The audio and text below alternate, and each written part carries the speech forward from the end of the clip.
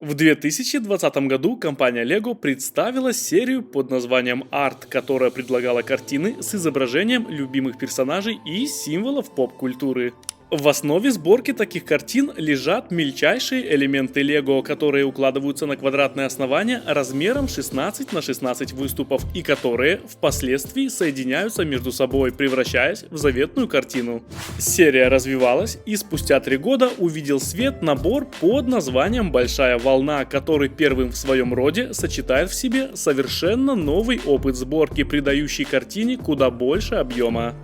«Большая волна» японского художника по имени Кацусика Хакусай является одним из самых популярных произведений японского изобразительного искусства за пределами самой Японии, поэтому неудивительно, что выбор компании в создании нового арт-объекта серии пал именно на эту картину. Оригинальный вид этой гравюры напечатан на заглавной странице инструкции, поэтому после сборки вы можете удостовериться, насколько LEGO-модель точна по отношению к оригиналу. На самих же страницах инструкции вы сможете найти немного любопытной информации об этой картине и ее авторе, что свойственно для наборов этой серии.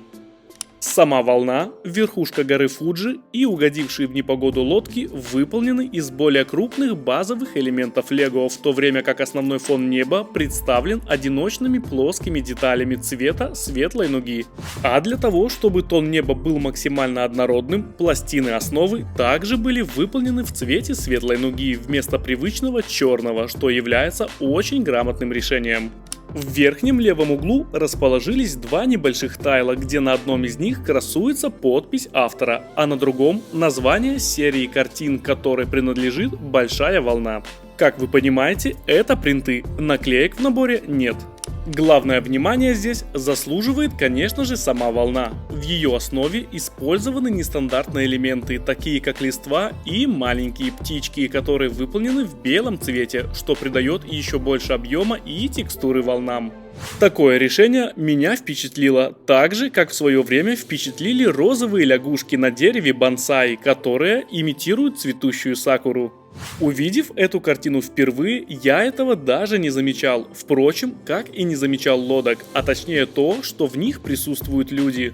Они выполнены с использованием круглых тайлов с напечатанными на них лицами и, на мой взгляд, смотрятся очень забавно. Картина обрамлена большой рамкой в светлых тонах, в основе которой лежат 30 больших тайлов белого цвета размером 6 на 6 выступов. Это придает картине массивные, но весьма впечатляющие размеры, которые вы точно не будете ожидать после сборки, и, на мой взгляд, это является плюсом. Да, может, это отразилось на цене, но даже в этом случае $100 за 1810 элементов это вполне приемлемо, ведь цена за деталь тут равна 5,5 центам, что является отличным показателем.